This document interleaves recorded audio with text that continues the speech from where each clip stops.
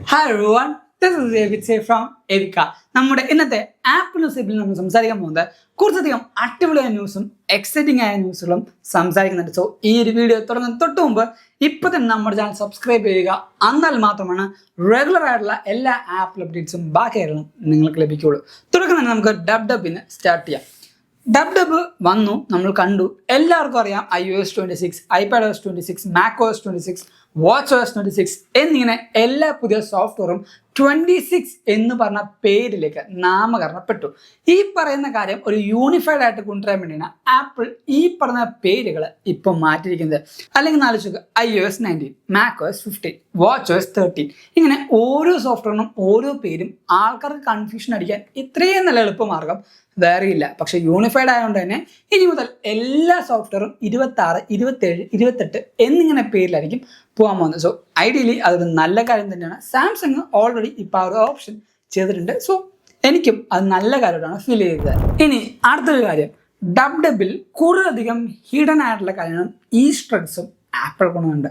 ഏറ്റവും ആദ്യം ഞാനൊരു കാര്യം പറയാം.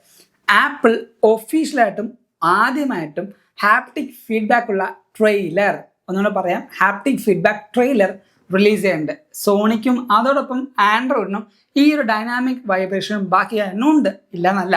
പക്ഷേ ആപ്പിൾ ലോകത്ത് ആദ്യമായിട്ടാണ് ഹാപ്റ്റിക് തരുന്ന ഒരു ട്രെയിലർ റിലീസ് ചെയ്യുന്നത്. വേൾഡ് വൈഡ് മൂവിയിൽ ഒരു ഹാപ്റ്റിക് ട്രെയിലർ ആപ്പിളാണ് കൊണ്ടുവന്നിരിക്കുന്നത്. കാരണം F1 എന്ന സിനിമയ്ക്ക് വേണ്ടി ആപ്പിൾ കൊണ്ടുവന്ന ഈ ഒരു ട്രെയിലർ വേറൊരു കാര്യമായിട്ട് ഡീറ്റെയിൽ ചെയ്താണ് കൊണ്ടുവന്നിരിക്കുന്നത്. എന്താണെന്നല്ലേ, അത് നിങ്ങൾക്ക് ആർക്കെങ്കിലും ഓർക്കുന്നുണ്ടോ, മനസ്സിലായിട്ടുണ്ടോ എന്ന് ഞാൻ ഒന്ന് പറഞ്ഞുതരാം. ഡബിന്റെ ഇൻട്രോ നിങ്ങളൊന്ന് ഓർത്ത് നോക്കുക. ക്രേക്ക് ഫെഡറിക് ഈ പറഞ്ഞ F1 കാറ് ആപ്പിൾ പാർക്കിന്റെ പൊക്കത്ത് കിടന്ന് ഓടിക്കുമ്പോൾ ആപ്പിൾ പാർക്ക് ഫുള്ള് വൈബ്രേറ്റ് ചെയ്യുന്ന കുടുകുടുകുടുന്ന് വൈബ്രേറ്റ് ചെയ്യുന്ന ഒരു ഇൻട്രോ ആയിരുന്നു കാണിച്ചത്. ആ ഒരു ഇൻട്രോ കണ്ടപ്പോൾ എല്ലാവരും ഒരു സാധാ ഇൻട്രോ എന്നുള്ള രീതിയിൽ കണ്ടു മറന്നുപോയി. പക്ഷേ ആ ഒരു വൈബ്രേഷൻ, ആ ഒരു ഇൻട്രോ, ആ ഒരു ഡീറ്റെയിലിംഗ് ഈ പറയുന്ന ഇവന്റ് കഴിഞ്ഞപ്പോൾ ഹാപ്റ്റിക് ട്രെയിലർ റിലീസ് ചെയ്തപ്പോഴാണ് നമുക്ക് മനസ്സിലായത്. ഇപ്പോൾ കണക്ഷൻ മനസ്സിലായോ? അത്രമാത്രം ഡീറ്റെയിൽ ഈ പറയുന്ന എല്ലാ കാര്യത്തിനും ആപ്പിൾ കൊണ്ടുവരാറുണ്ട്. അതുകൊണ്ട് തന്നെയാണ് iOS 26 ഇപ്പോൾ കോൺട്രവേഴ്സി ആവുന്ന ഒരു കാര്യമുണ്ട്. ലിക്വിഡ് ഗ്ലാസ് എന്ന ഓപ്ഷൻ വന്നപ്പോൾ വാൾപേപ്പറിൽ കുറേ കാര്യങ്ങൾ കാണാൻ പറ്റുന്നില്ല. കൺട്രോൾ സെന്ററിൽ ഈ പറയുന്ന ഫോർഗ്രൗണ്ടും ബാക്ക്ഗ്രൗണ്ടുള്ള ഒബ്ജക്റ്റ് കാണാൻ പറ്റുന്നു, ട്രാൻസ്പെറൻ്റ് ആണ്, ഒപ്പസിറ്റി കുറവാണ് എന്നിങ്ങനെ കുറേയധികം ഡൗട്ടുകളും അതോടൊപ്പം കോൺട്രവേഴ്സീസ് ഉള്ള കാര്യങ്ങളും കേൾക്കുന്നുണ്ട്. പക്ഷെ ഞാൻ പറയുകയാണെങ്കിൽ ആപ്പിൾ നമ്മൾ പോലും അറിയാതെ നമ്മളെ ട്രെയിൻ ചെയ്തുകൊണ്ടിരിക്കുകയാണ്. എന്തിനാണല്ലേ, Apple is planning to release smart glasses in the future for sure. കാരണം ഈ പറഞ്ഞ സ്മാർട്ട് ഗ്ലാസ് വെക്കുമ്പോൾ നമുക്കുണ്ടാവുന്ന ഒരു എന്താ പറയുക വിഷ്വൽ എങ്ങനെയെന്നറിയോ, കണ്ണാടി വെച്ച് കഴിഞ്ഞാൽ നമുക്ക് കാണുന്ന റിയാലിറ്റി വേറെയും നമ്മുടെ കണ്ണാടിയുള്ളിൽ കൂടെ കാണുന്ന സ്മാർട്ട് ഒബ്ജക്റ്റുകളും വിജറ്റ്സ് ഒക്കെ ഇല്ലേ, അത് ഇതേപോലെ ഫ്ലോട്ട് ചെയ്ത് കിടക്കും. നമ്മുടെ ഇപ്പോൾ iOS 26 കാണുമല്ലോ, ഫ്ലോട്ട് ചെയ്ത് അവിടെയും ഇവിടെയൊക്കെ ആയിട്ട് കിടക്കും. നമ്മൾ മാപ്പ് പോകുമ്പോൾ അതിൻ്റെ ഉള്ളിൽ കൂടെ നടന്നു പോകണ ഒരു ഫീൽ ചെയ്യും. അതാണ് സ്മാർട്ട് ഗ്ലാസസിൻ്റെ ഒരു വിഷ്വൽ എന്ന് പറയുന്നത്. ആ ഒരു വിഷ്വൽ സ്മാർട്ട് ഗ്ലാസ് ആയിട്ട് ആപ്പിൾ റിലീസ് ചെയ്യുമ്പോൾ ഇതേ സെയിം കോൺട്രവേഴ്സസും ഇതേ സെയിം നെഗറ്റീവ് ആയിട്ടുള്ള റിപ്ലൈസും ആപ്പിളിന് കിട്ടും. പക്ഷെ അത് കിട്ടാതിരിക്കാനും അതോടൊപ്പം അതായിട്ട് യൂസ് ടു ആവാനും നമ്മുടെ മൈൻഡ് അതായിട്ട് അഡാപ്റ്റ് ആവാനും വേണ്ടിയാണ് ഓൾറെഡി ആപ്പിൾ ഈ പറഞ്ഞ ലിക്വിഡ് ഗ്ലാസ് എഫക്റ്റ് പല സ്ഥലത്തായിട്ട് ആപ്പിൾ കൊടുത്തിരിക്കുന്നത്. സോ ഈ സെയിം ഫീച്ചർ നമ്മൾ കണ്ടും ഉപയോഗിച്ചും മനസ്സിലാക്കി കഴിഞ്ഞാൽ അടുത്തൊരു പ്രൊഡക്റ്റ് വരുമ്പോൾ നമുക്ക് അതൊരു വലിയ പ്രശ്നമായിട്ട് ഫീൽ ചെയ്യില്ല. സംഭവം മനസ്സിലായോ? ആ ഒരു കാര്യം ട്രെയിൻ ചെയ്യാനും നമ്മുടെ മൈൻഡ് അതായത് അഡാപ്റ്റ് ചെയ്യാനും വേണ്ടി തന്നെയാണ് പല ഫങ്ഷൻസിലും ഈ പറഞ്ഞ ഒപ്പസിറ്റി കുറയ്ക്കുകയും ട്രാൻസ്പെറൻ്റ് ആക്കുകയും ഫോർഗ്രൗണ്ടും ബാക്ക്ഗ്രൗണ്ടും ഒബ്ജക്റ്റുകളിലെ ആ ഒരു ഡിഫറൻസിയേഷൻ കൊടുക്കാത്തതും ആപ്പിൾ കൊണ്ടുവന്നിരിക്കുന്നത്. So I think they are planning to release something huge. ആ ഒരു കാര്യത്തിൽ യാതൊരു ഡൗട്ടും ഇല്ല. ഈ ഒരു ഇവൻറ്റിൽ നമുക്ക് പ്രൊഡക്റ്റുകളൊന്നും കാണാൻ പറ്റില്ല. പക്ഷേ ഈ ഒരു കാര്യം ഞാൻ ഓൾറെഡി പറഞ്ഞായിരുന്നു, ഈ ഒരു കൊല്ലം റിലീസ് ആകാൻ പോകുന്ന പ്രൊഡക്റ്റിൽ നമുക്ക് ഒരു പുതിയ സ്മാർട്ടിൻ്റെ ഹോം പാഡും അതോടൊപ്പം കുറച്ച് ഫങ്ഷണാലിറ്റീസ് ഉള്ള ഈ പറഞ്ഞ AirTag 2nd ജനറേഷൻ റിലീസ് ആവും. So Apple is planning something very very big. അടുത്തൊരു കാര്യം എന്ന് പറയുന്നത്, ആപ്പിളിൻ്റെ സോഫ്റ്റ്വെയർ സീനിയർ വൈസ് പ്രസിഡന്റ് ആയിട്ടുള്ള ക്രേഗ് ഫെഡറിക്കില്ലേ, പുള്ളിക്കാരൻ്റെ അടുത്ത് വാൾ സ്ട്രീറ്റ് ജേർണലിൽ ഒരു ഇൻ്റർവ്യൂവർ ഒരു കാര്യം ചോദിച്ചു, എന്താണ് ഈ ഒരു വട്ടവും ആപ്പിൾ ഈ പറഞ്ഞ സ്മാർട്ടർ സെറി വരാത്ത WW24 ഈ ഓപ്ഷൻ കാണിച്ചു, ഇത് വരും, റിലീസാവും, iOS 18.4 കൊണ്ടുവരും എന്നൊക്കെ പറഞ്ഞിട്ടും എവിടെ ഈ ഒരു അപ്ഡേഷനിലും ആപ്പിൾ അത് കൊണ്ടുവന്നില്ലല്ലോ എന്നൊരു ചോദ്യം ചോദിച്ചപ്പോൾ ക്രേഗ് ഫെഡറിക്കിന്റെ ഒരു കറക്റ്റും കൺഫേമിംഗും ആയുള്ള ഒരു ഉത്തരം നമുക്ക് കിട്ടിയിട്ടുണ്ട്. ഈ പറയുന്ന സ്മാർട്ടർ സെറി ആപ്പിൾ ഒഫീഷ്യലി കൊണ്ടുവന്നിട്ടുണ്ടായിരുന്നു, ഒഫീഷ്യലി അത് ബിൽഡ് ചെയ്തിട്ടുണ്ടായിരുന്നു. ആപ്പിൾ പബ്ലിക്കിൽ നിന്നില്ല, പക്ഷെ അവർ ഒഫീഷ്യലി ബിൽഡ് ചെയ്തു. ഇത് രണ്ട് മെക്കാനിസം, രണ്ട് ആർക്കിടെക്ചറിലാണ് ആപ്പിൾ ബിൽഡ് ചെയ്തിരിക്കുന്നത്, രണ്ട് ഫേസിൽ. ഫേസ് നമ്പർ 1 ഈ പറയുന്ന WW24 നമ്മൾ കണ്ട എല്ലാ സിറിയും, ലാർജ് ലാംഗ്വേജ് മോഡലിൽ വർക്ക് ചെയ്യുന്ന സിറിയും ഇൻആപ്പ് ഫങ്ഷൻസ് ഉള്ള ഒരു ബെറ്റർ ആയിട്ടുള്ള ഒരു പുതിയ സിറിയും നമ്മളെ കാണിച്ചത്.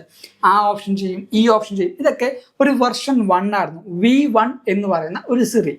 പക്ഷേ അതിനുശേഷം ഈ പറഞ്ഞ ഇവന്റിന് കഴിഞ്ഞിട്ട് ആപ്പിൾ വെറുതെ അങ്ങോട്ട് റിലീസ് ചെയ്യില്ല. ഇവർക്ക് ഒരു ബോർഡ് ഓഫ് ഡയറക്ടേഴ്സ് ഉണ്ട്, അതോടൊപ്പം മെമ്പേഴ്സ് ഉണ്ട്. ഈ പറഞ്ഞ കുറേയധികം ആൾക്കാരായിട്ട് സംസാരിച്ചിട്ടാണ് ഓരോ ഓപ്ഷൻസും ഫങ്ഷണാലിറ്റീസും ആപ്പിൾ റിലീസ് ചെയ്യുന്നത്. സോ സെക്കൻഡ് വെർഷൻ, അതായത് ഒരു ഫൈനൽ വേർഷൻ ഉണ്ടാക്കി കഴിഞ്ഞപ്പോഴത്തേക്കും ബോർഡ് ഓഫ് മെമ്പേഴ്സിൻ്റെ അടുത്തും അതോടൊപ്പം ബാക്കിയുള്ള ആൾക്കാരുടെ അടുത്തും ചോദിച്ചപ്പോൾ ഈ ഒരു ആർക്കിടെക്ചർ ആപ്പിളിലെ ഒരു സ്റ്റാൻഡേർഡ് ലിമിറ്റ് ഉണ്ട്, ആ ഒരു ലിമിറ്റ് മീറ്റ് ചെയ്തിട്ടില്ല എന്ന് പറയേണ്ടി വന്നു. ആ ഒരു ഓപ്ഷനിൽ പല കാര്യങ്ങളും ഫണ്ടമെന്റലായിട്ട് നമ്മൾ ഉദ്ദേശിച്ച പോലെ വന്നിട്ടില്ല എന്നും ആപ്പിൾ പറഞ്ഞു. അതുകൊണ്ടാണ് ഈ ഒരു ഡിലേ വന്നിരിക്കുന്നത്.